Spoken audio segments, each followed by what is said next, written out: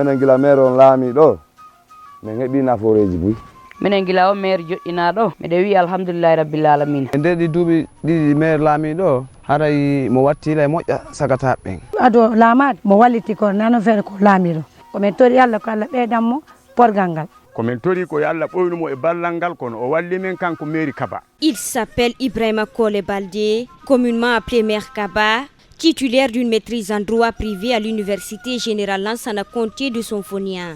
Natif de la sous-préfecture de Kolé dans la préfecture de Tougué, il s'est aussitôt démarqué lors des communales du 4 février 2018. Sorti victorieux sur une liste indépendante avec 12 sièges sur les 17, la trentaine est élue maire de la commune rurale. Un exploit qu'il met depuis au service des habitants grâce à l'appui des partenaires techniques et financiers. Dans les districts qui composent cette juridiction, le constat est le même. Nous voici à Belakouré, le premier district visité par notre équipe.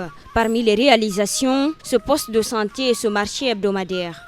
Telema ka ɓantal district on ga ko fewndo makko min heɓi o poste de santé ɗo aray min heɓi kadi marché fewndo makko waɗaɗo e nde hitande 2019-2020 poste de santé on o darnama meɗen weltorimo sabu hari meɗen hawrodirde sattanoji buyga ɓayti hari si goɗɗo nawni ɗo ko yomin rondo men naɓa koole après si tawi gasiɗo han sina ɗum min feƴƴinamo tugue gilandema oɗo dari ɗo haray alhamdulillahi rabbil alamin si min ari ɗo bere ko docteur ji o wawi wallitade men ko mo wallitade men haray ɓe ala arde ɗo ɓen ko manqude faamu maɓɓe sina ɗum gila o docteur ji o ari ɗo lekkele ko jogui kon sa ari o wallima andi kay. De là, notre équipe s'est rendue à Lagui. Ici, c'est cette antenne relais de téléphonie obtenue sous l'Air Kaba qui fait la fierté des habitants. Hari,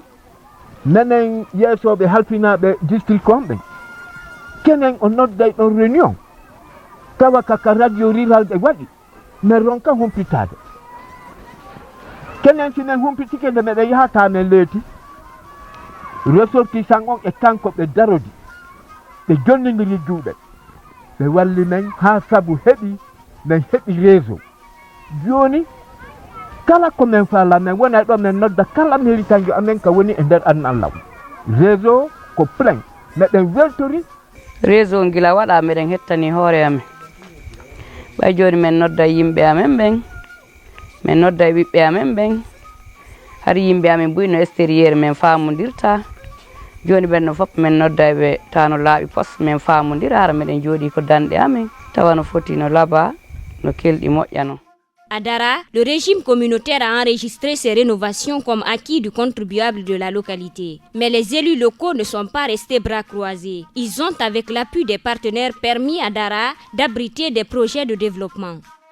hari menen projet o wayade kan min heɓi projet WCF ton ɓe ka min kadi yeehi ton donc waɗaɓe barrage kadi yeehi ton ɗiɗo projet ji tati kala yeehi ton meɗen heɓde nafoore seeɗa seeɗa e mum donc no laamu wonno ngun arannu menen kamen ton change joni men anda ko non feƴƴide ka centre ga barke Allah o maire ɗo kala ko feƴƴata ga nodda men haalna men par ce que on a l'école amen on hari o boni o woni saba projet o renouveli l'école on ɓe pentiri ɓe moƴƴintini douche ji ɗin ɓe waɗani men grillage tawi kadi pompe amen on no boni ɗum noon kadi ɓe moƴƴintini ha moƴƴi actuellement là hari men ala laptani maire puusani men ha ni laptani on darrama ha hewti niveau chaînage donc nafoore men tigi tigi on oɗo laam makko ngu meɗen yiɗi ando laamade hari laawol ala hakkunde amen e kalinko hari hay moto yata ɗum alhamdulillah rabbil alamina joni menen min golliri juuɗe amen ɗen e balle makko o jonuno men matériel ji e min ƴetti laawol ngol ɗon min gollingol ha kalinko oto yahay no faalireɗa sina fi maayo ngo donc ballal ngol ɗimmon ɗum hakkunde amen e bendugu hari moto yata fiw kono alhamdulillah rabbil alamin kadi e ɗin haalaji min wallidiri minen e bendugu joni oto yahay no faalira balle makko ɗen alhamdulillah rabbil alamina projet no ari kamen ɗon fof ƴettaka kono ko alhamdulillah ɗiɗo no ƴetta e nder mum hiɓe yoɓede salaire mum maɓɓe kun no nafude ɓe no nafude men donc on projet kadi no luwi suudu nene goto amen tigui ɗon kadi ko nafa ko par ce que goɗɗo to yaw ko wona waɗanede ɓayna menen tu woni e nder district o Dara n'est pas le seul district à bénéficier de ces assistances financières dans le cadre de l'éducation. Kabari aussi s'en réjouit. Ray menen maire on ko wadani men kabar do e ala debi fuɗɗode makko o walliti men heɓi poto wanga tawi meɗen hokkintini fi juulirde Allah newini ɗum kadi laati haray ko hicciti ɗon kon e ka l'école ɗo imo walitade min fino men heɓira karama ko l'école ɓe. Les deux contractuels, je les ai reçus. Ça, c'est de la participation totale de monsieur le maire à mon école. Nous avons également effectué une visite surprise à Douroum. Le district abrite l'un des plus anciens lieux de culte de la région administrative de l'Abbé. Avec le dynamisme du jeune maire, Douroum a désormais un infirmier et un enseignant. komin tori ko yalla ɓoynumo e ballal ngal kono o walli men kanko mairie Kaba gila o laami himo holli men o wallitoto kono e nder ko ƴetti gila ɓantal koole ngal himo walliti men ka lekkolji ɗo himo fodi men lekkol buy fodi no feƴƴi kono kanko ko fodi mon ko meɗen tanƴini o mentini o addani men ɗo karama ko lekkol o tambiti o yittiti o addani men ɗo fahin e docteur jo on nini no walliti hari ko men yahoɓe nokkugo kono ɗum ɗon gila o laami o ƴetti ɗum ɗon o wallitike men meɗen sutti ɓargal lan ginga e yeeso himo walliti kadi e bangeji ɗin fof fewnugol tawo si fettere nde huɓɓa ka district Douroum Mango. À Fangan, Maire Kaba et son équipe se sont attaqués à la problématique des infrastructures routières. Quelques dizaines de kilomètres de routes réhabilitées et un pont de 16 mètres en seulement 2 ans. Kongol lawol ɗo men waɗana o temum ɗo igo keñola go bouré go ara ha ley Fangan. Les habitants de Keñewoula sont parmi les plus chanceux. Ils ont obtenu des écoles et des ponts. Il a œuvré 2 ponts entre Keñewoula 1 et Keñewoula 2. Ouvrage de route entre Keñewoula et Fangan, de longue de 12 km. À Diaouleko, des infrastructures de franchissement et cette nouvelle école n'échappe pas au regard des visiteurs. Barki Allah e makko men heɓi o l'école, men heɓi taraw, men heɓi ɗi ponji, ina pon goto ina ponji ɗiɗi, ɗum fof ko fewndo makko. Les enfants de Kirfi aussi peuvent désormais fréquenter cet établissement d'enseignement secondaire. Fewndo maire on laamo to tawi école amen on ko karama ko l'école goto wonno e nder kilasiji tati. Bon o wawi men fabade men heɓi karama titulaire ɓe ɗiɗo. Woni sombo kadi naɓani men toon UNICEF ɓe darni ko l'école pay koye jangata ɗum. E fewndo maɓɓe ɗon kadi nder duuɓi ɗiɗi ɗo kadi projet go darnani men l'école ka secteur amen Lebe Kouré. À Kole Mosquée, les sages et les jeunes n'ont pas été oubliés ces 2 dernières années. La kañum mairie on ƴetti fonction ɗo ka nder district amen Mosquée men heɓi ko innete kon addition d'eau nini e nder saare nden ɗo fof mayre meɗen mari ko wiyete kon mo kala waɗa e robinet ka dambugal mum heɓa ndiyam si feƴƴi e ɗum ɗon ka dunkiji amen e nder district Mosquée on ɗo meɗen heɓi ballal molanangal walla e ɓe men aménage dunkije ɗen hara ndungu e ceeɗu mono faala rema e maaro mono faala waɗa e tamate mono faala waɗa e pompiteeri mono faala waɗa e basalle saayi wo e nde saayi so on hewti ka dunkire ton hara ndiyan no woodi noon tigi faala gollirde o golla si feƴƴi e ɗum ɗon min heɓi ko innete kon stade ka sukaɓeɓen fotata waɗa lato ballon ɗon ɗon kadi on stade ɗon ko nder laamateri kañum maire Ibrahima Kaba kañum district Mosquée on wawi heɓude on stade ɗon si feƴƴi e ɗum ɗon min heɓi kadi suudu sukaɓe ka sukaɓeɓen wawata fottude ɓe fija ɗum kadi min heɓi ɗum e nder district amen on juulirde amen ancierre ko e nder laamu makko ngum min heɓi rénovation kañum on nden juulirde ɗon donc haray e forage ji seeɗaji heɓi ko e nder district kañum Mosquée on. Nous voici dans le district du centre, le seul présidé par une femme. Ici, avec le soutien inconditionnel du maire de Kole, les lignes ont bougé. Ado lamade fayda mo walliti ko nano fere ko laamiro ko men tori Allah ko Allah ɓeydammo porgal ngal Allah nawru yeeso si tawi woni harami mi ɗum ɗo mi waɗi wonali dow ɓe wawoyta ƴetto debbo ko kadi remplace ñande ko ɓe lammina goɗɗo kadi ɓen ɓayɗo ɓe garay wawata fuye mum komi tori Allah koɓe wallito lan no ɗum ɗo yarde yeeso. Par ailleurs, ces autres districts visités n'en disent pas autant. C'est le cas de Dabalaya, de Gungudi, mais aussi de Nyenyemere. Dans ces districts, il n'y a pour l'heure pas eu d'assistance. Toutefois, grâce à la bonne collaboration des autorités locales, l'espoir fait grand vivre dans ces localités.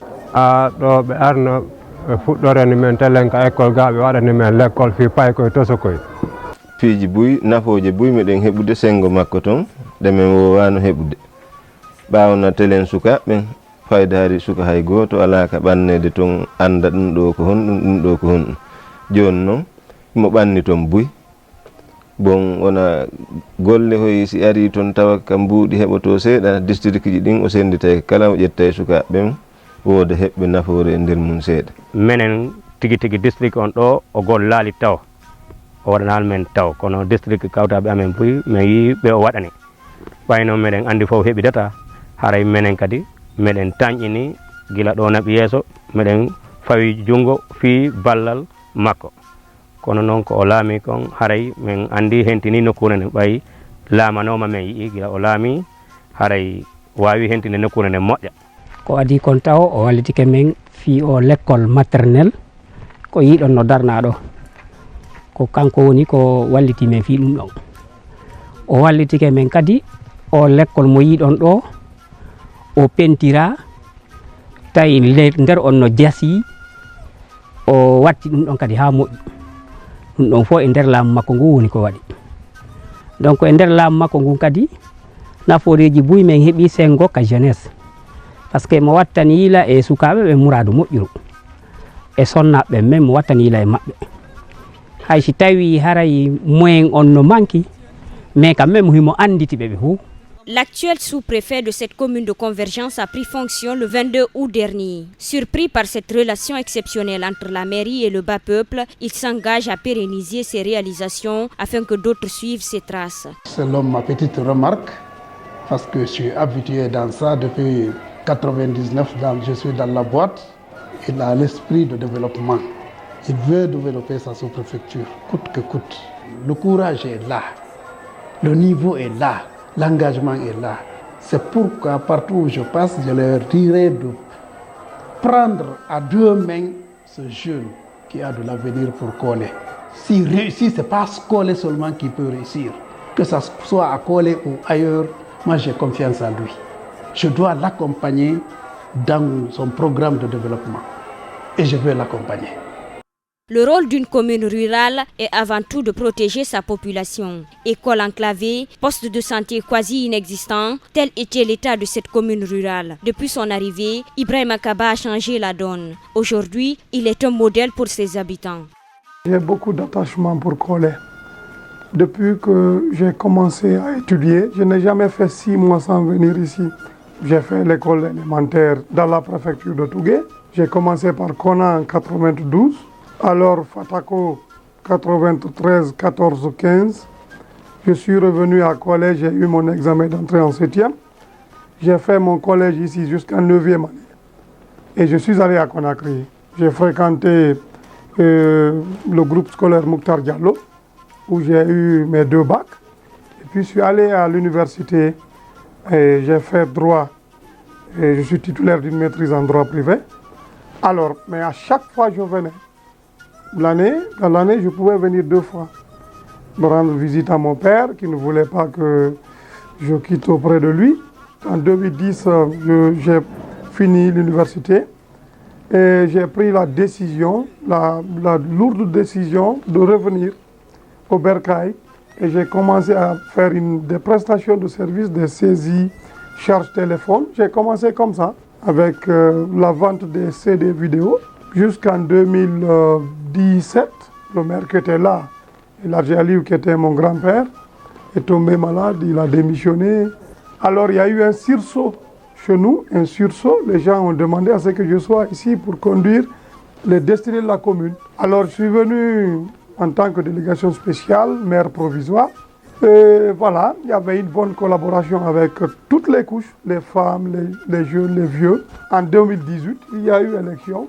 J'ai pris attache avec les populations de Kolé qui m'ont demandé d'aller sous les couleurs d'une liste indépendante, un peu pour tester ma popularité, tester mes relations avec les gens. C'est ainsi que j'ai postulé et la caution était de 3 millions. C'est ma mère qui a payé. Tout le monde est motivé, il y a eu des cotisations. Mais ma mère a dit, bon, voilà, c'est moi qui paye. Ça va te rapporter. Elle a payé la caution. Je suis allé avec une liste de 17. Heureusement pour nous, on a eu 12 sièges sur 17. Maintenant, le 15 octobre de la même année, on a été installé. On a fait un vote restreint au niveau de la commune, dans la salle de délibération. Les gens m'ont porté confiance. J'ai été maire. Et voilà, je continue à travailler avec les gens. Mais je réitère que j'ai un attachement poussé pour ma commune. Et tout ce que je fais, si on parle de bilan positif, je le dois à mes collaborateurs, président du district, l'association des retraités, qui assure un coaching, qui booste les activités au niveau de ma commune. Quand je suis du côté de la dérive, ils me tirent pour me dire voilà, c'est ce que tu fais. Mais malgré les efforts fournis par la mairie, des besoins sont encore visibles. Pas d'infrastructure routière dans toute la commune de Convergence. Laawol ngol ilande Makole addi ɗo ngol laawol ɗo hina route secondaire ngal ɗo ko yawngal feƴƴi ɗo ha Dingirawi kono ko doole amen ɗen min woni ngal gollirde ilandema ɗo ha Lagila ɗo ha Kokum ko pikasi e marton e biren men noddita sukaɓeɓen ha e sonnaɓeɓen ɓayti haray goɗɗo wata gollude o ñamali e mawɓe nokkureji ɗin mo be tambitoro ko wawiri ɗon min wallidira min golla laawol ngol ɗum ɗon hitande wo kono min gollirde si woni ndiyan ɗan saaƴi jasa bonna fop haray iɗen andi jungo wata gollude laawol kono si ndungiɗo haray wona o secteur Kokum goɗɗo wata yawde toon Madina Faso wona noon ponji 5 meɗen faala wallitede ɗin ɗon ko hatto jinaɗi e muɗum wallitede fi ɗin ɗon no ɗi waɗire meɗen tori balla si tawi feere heɓike ɓe wallito men menen ka saraji piiji buy heɓodota kono ko yela sago amen no cee buy woni développirde noon minen kadi kamen ɗo ɓantoto haray laawi ala si laawi no woodi no yanama ɗo irisan tun ƴetta moto ma on ma ɗum nodda oto arana mais kono laawi ala ɓe mapori ponji meɗen mari ɗo canɗi ponji ɗiɗi ka duwa wonde si ndungi district on no fecci laggi 1 laggi 2 laggi 3 hakkunde laggi 1 e laggi 3 pon no duwa si ndiyan ɗan ari yatindirtake lumbata meɗen mari pon kamen faala hakkunde laggi 1 e laggi 2 si ndungi ko ɓeya wonu ga ɓeya wona to ɓe hollidira affaire ji jokkere en ɗan awa meɗen mapori ɗum ɗon hara ko mouradu moƴƴu e laawi ɗi hakkunde amen e sous préfecture on si tawi men heeɓi joni debbo sowiɗo fokkituɗo ka labtani tawi ko e moto hocco cikko on jeenayi debbo sowi ɗon ɗo yo hewtu ka labtani haray o heeɓi sattano ko sifa mum ala ɗum no yangi men mouradu moƴƴuru laawol ala sabu on meɗen waɗi Allah e maɓɓe fuɗɗori noon président district amen fewndo Abdoulaye Bari yayi e mairie Kaba yeyi Alaji Amadou Kaba ha memi ministre de l'intérieur wonɗo ineteɗo ɗaɓɓutude tampere e nder leydi menen ɗo min innali Buy Tampa min ala inde goto tampa mo kala no tampi ko mum kono sortiri tampere nde Guinée ɗen nde si innama Guinée fof préfecture ko Tougué si innama Kolé no tampi district jiɗi 16 tampere durum ɗo nde fof no andi fimare ɓa saabu ala yaltintina on ara meɗen tori ɓe yoɓe wallito men ɓe tambito men min heɓa ponji par ce que caangol amen ngol ɗo hikka wawi wadde déga jano ɗo ko wawi yolude cuuɗi 14 e nokkureji ɗin tawata piiji buy perdi tawata ɗum ɗon fof meɗen soñji e pont on si caangol ngol heewi si pont on blokay tawa lumbata ngol laawol iwgol Tougué yehi Kolé ka saare amen ɗo ngol takki ngol feƴƴi kono ni ɓe natti ngol dow to si ceeɗu ngu yalti ɓe rewa e dow to hay meɗen haldude min fotta alarbaje kala min yalta min moƴƴintina ka amen ga fi otoje ɗen rew ka amen kono otoje ɗen no rewde dow to ta si goɗɗo cippike toon tawa kara ngu hewtirta ka saare ga no woɗɗodiri e saare amen nde saare amen nde nga caangol no rewi ka hakkunde si ndungi taƴodira e tawa yiididetaake sago amen min heɓa e pon ko feƴƴire caangol no ɓisi hakkunde cae amen ɗen donc pay koye fi lumbugol maɓɓe araka l'école ga haray newanaki ɓe par ce que woɓɓe maɓɓe yoloto e mum hitande o hitande pay ko yoloto ko amen ɗo hino kañum e caangol ngol ɗo ko leɗɗe men fabrique no ɓe rewra ɓe araka l'école donc ko cae jane e ɗe tawata no jogui téléma 300 élèves 6 classe no ga donc ɗon kadi ko soñdia amen go. Le manque d'infrastructures sanitaires dans les localités les plus reculées est également un autre défi. Ces mères n'en peuvent plus de parcourir de longues distances. Aujourd'hui, elles demandent l'aide des autorités, mais aussi des personnes de bonne volonté. Yaraɓe walliramen sabi Allah wonde go ndeyɗa hewtoya toon tawi boom ma ayino wonde go haramo nawni ha feƴƴiti nawnare nde ara gerda e mum ha tawa ala latade ɗum fof ko fi angal labtani ɓatiɗo ɓataki men few ko keñewla inneteno ɓati men fifa wana sowiɓe ɓenni joni si ɓe sattirama ɗo ko ƴettugol ɓe tumba e ɓoggi ɗaɓɓa kadi wawɓe rondo woɓɓe ɓe yaha ha e lawol maya ɗo woɓɓe ɓen hewtoya jibinata bobo wuura musifa mum fof min heeɓi meɗen huɗi faabo e maɓɓe yoɓe wallu ɓe koɓe wawi ko fi labutani on min ala labutani few fayɓe amin ɓen no soñji si payku nawni ɗo sona min ƴettama min yaha keñowulama koole min ala labutani jibinowo kadi wona mum meɗen soñji sengo ka labtani moƴƴa jama on no ɗuuɗi ko yata plus de 3000 personnes ko tawata labtani ala ɓe ko wana 14 kilométre min wawno seppude si goɗɗo falama jibinde min ƴettatamo e moto ɗum ko tout dernier en ɗo sina ɗum harin ko ɓoggi wona waɗede yimɓe ɓe rondo on tigui naɓama ko labtani fi jibinoɓe ɓen miɗen sonjori ɗon hara ko mouradu moƴƴuru ɓa si goɗɗo woni tawi ngata nanguimo ɗo sina moto heeɓi haray ko waɗeteɗo e ɓoggi ila ɗo ha koole si tawi woni min heɓali ɗin ɓoggi haray ma fayin kadi ma min yiltito kadi min haylo ha ko min heeɓi moto wo on andi haray jibino on sonjike meɗen wondi e sattano nen ala labtan si debbo amen sowiɗo falama jibinde haray ma nen waɗamo e moto ma men haɓɓa ɓoggi nen rondomo ne naɓamo ka sous préfecture menen e sous préfecture amen on koole ko kilo 12 meɗen faala wallitede eɗen bange ɗo joni boboɓe amen ɓe nawnira e men ɗo ɓe nawna ha ɓe faɗɗe si ɓe faɗɗama min bamba ɓe ɗo min seppa leer ɗiɗi sima yamin hewtoya ko labtani woni si ɓe pikkaɓe ɓe diwta haray meɗen toriɓe fi Allah e nelaɗo minen kadi meɗen faala si tawi yimene e gouvernement mumen fof meɗen naɓudude meɗen toriɓe faabo ɓe wallitomen hara si pay ko yamen koye nawni mi wawa ɓe ƴettude ɗon min naɓa ko labtani ɗon ɓe aranzana min ɓe ɗon ɓe heɓa lekki ɓe yalta ɗon si hay fi ɓe yaha kadi ɓe continue l'école maɓɓe on ɓe jangga. Sur le plan éducatif, les cris de cœur sont amers. Manque crucial d'enseignants dans presque toutes les localités sillonnées. meɗen jogui sukaɓe buy jangoɓe karam ko l'école ɗuuɗaka nder collège ton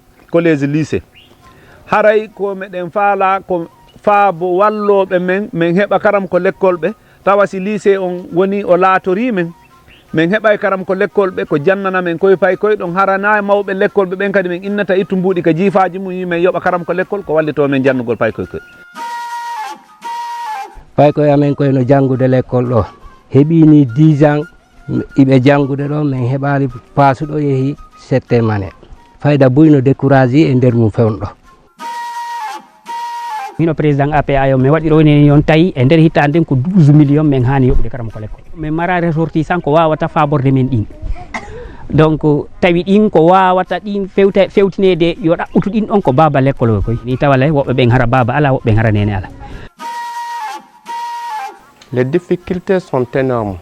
On ne peut même pas citer tellement que les difficultés. Puis quand je prends le cas de mon école où je suis en manque grillard des enseignants. Vous voyez, vous avez été dans les différentes salles, vous avez vu, les effectifs sont pléthores. Maintenant, il nous manque des enseignants. Au moins pour être dans les normes, nous devrions avoir 2 enseignants pour combler les trous, bien qu'il n'y a que les 3 classes. Aussi, nous sommes en manque d'immobilier. Vous savez, dans les zones rurales, c'est difficile à évoluer. C'est la communauté qui se sont débrouillés en eux-mêmes tout en faisant face à leurs ressortissants pour qu'ils aient ces 3 classes-là. Ce n'est pas l'État qui leur a fourni ces 3 classes.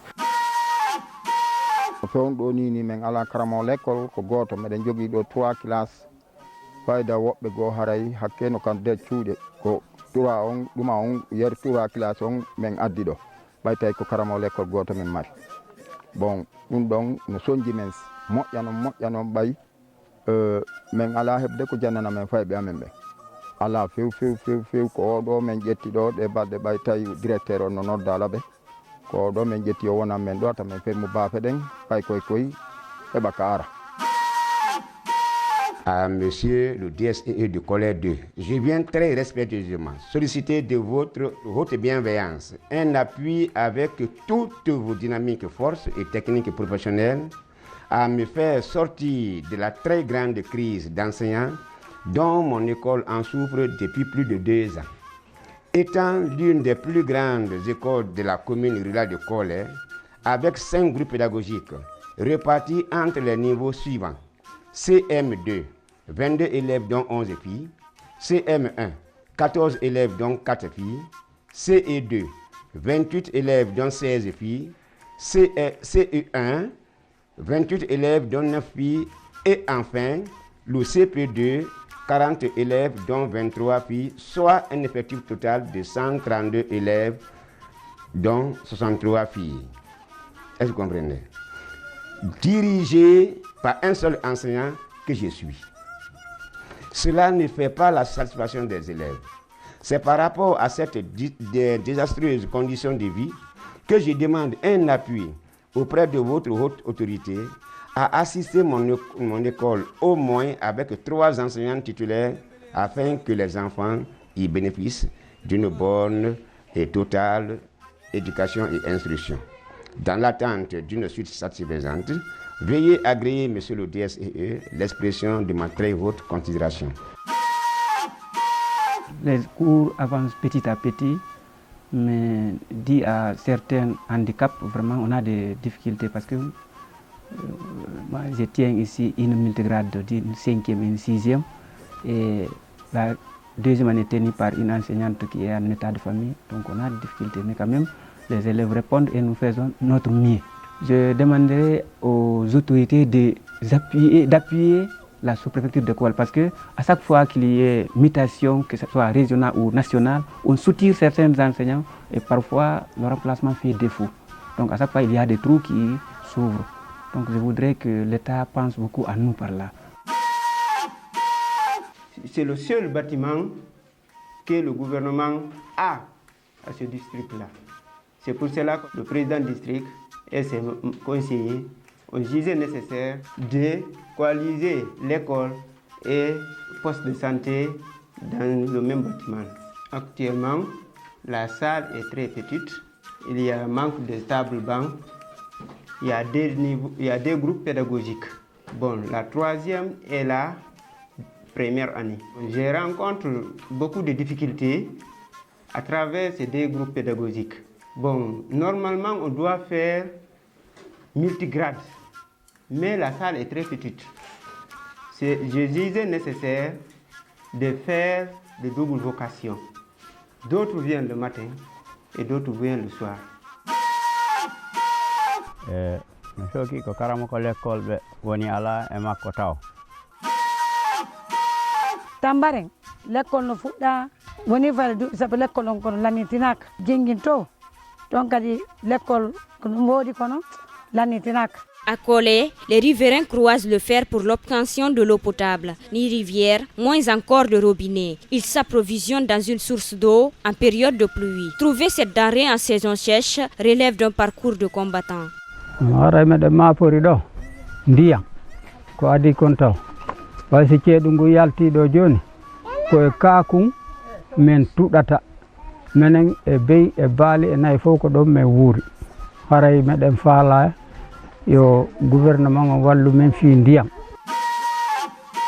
tele magasin go cellali ɗen andi ko ndiyam ɗam woni nene cellal beela kure fof district on no didori e meɗen mari ɗo secteur ji jeego tawti village ji buyno ga village o ara koye ɗon hina secteur ko forage ji ɗiɗi men mari e beela hoore beela kure ka l'école o woni to gooto madina faso gooto wona ɗo ka poste de santé o woni ɗo ndiyam ala hina wiigol dey ko adalde oɗo darnede ndiyam ala e ɗiɗa secteur ji fof e sibi ko ley fello hoore beela e kokum ɗiɗo fof cellal ko si tawi hiɗa ñamude ko laaɓi ndiyam ɗan nen ala forage forage ɗi men jogui gaaɗin ko ɗi ɗiɗi oya no paani nen ronku heɓude moyen no min moƴƴintiniramo e jama saare nden heɓugol amen ndiyam laaɓuɗan no sattani men awalle ko ɗum woni nene cellal ngal ko siya selli si wawa waɗude ko woni wo haray neɗen huhi faabo e ɗen bange ɗon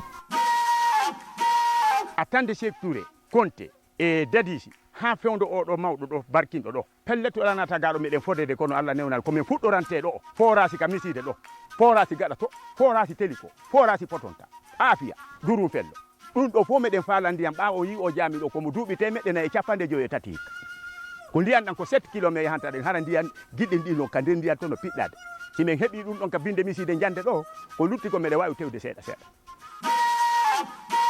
min ala ndiyam meɗen mapori ɗum ɗon ko harta ɓuura wona minen ka saare gana l'école amen on ila ndu woyndu moƴƴina ɗon tawina wawɓe ɓe addi gollindu ɗum ɗon no boni waali ɗon ɗum no soñji men no soñji l'école ɓe amen meɗen mari ɗo ɓundu ndum ɓundu si ndu moƴƴintinama ko ndiyam no woodi ka binde l'école kono noon ndu gollata ka nder l'école ton meɗen mari on metti soñjaji ɗo menen kadi saare nden kamen ƴogoyta ton hino juulirde amen nde ɗon kadi ko woyndu woni ɗon kono ndiyam ɗan ɗuuɗa wonde haray ɗan ɓeeɓi awa hoɗo ngon men ala ndiyam yomuji men ala ndiyam few. Avec ce manque de services sociaux essentiels de base, il n'hésite pas à tendre la main à son peuple. Il exprime sa reconnaissance non seulement aux ressortissants, mais aussi aux institutions. Et l'objectif, c'est quoi? C'est qu'il y ait à Kolé un accès facile aux services sociaux de base, c'est ça. Éducation, santé, sécurité. La sous-préfecture également ne déroge pas à la règle. Les autorités lancent un appel pressant à l'État. Nous sollicitons auprès du gouvernement et des bailleurs de fonds et surtout des ressortissants de Kolé un centre de santé amélioré à Kolé qui va couvrir la zone nord. Si quelqu'un, on prend un malade de Fellokundoa jusqu'ici ou de Kuratongo, sans qu'on le fait passer à Toudié, nous sollicitons auprès de ce concours-là. Auprès du gouvernement, on parle de réconciliation. De ma part, en tant qu'autorité sous-préfectorale, la route, Labé, Tougué, Kolé, Dingrey, si elle est faite tout de suite, ce n'est même pas la population de la Moyenne Guinée seulement, parce que c'est la route la plus courte pour aller en Haute-Guinée ou la forêt. La commune de convergence de Kolé est située à 18 km de la préfecture de Tougué et à 98 km de la région administrative de l'Abbé. Elle a une population à 80% agro-pastorale dans une zone très enclavée. Alors, toute aide serait la bienvenue pour l'épanouissement des citoyens de la zone rurale.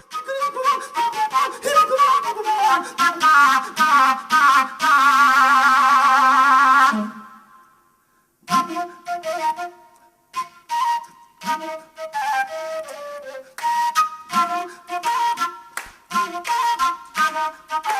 you.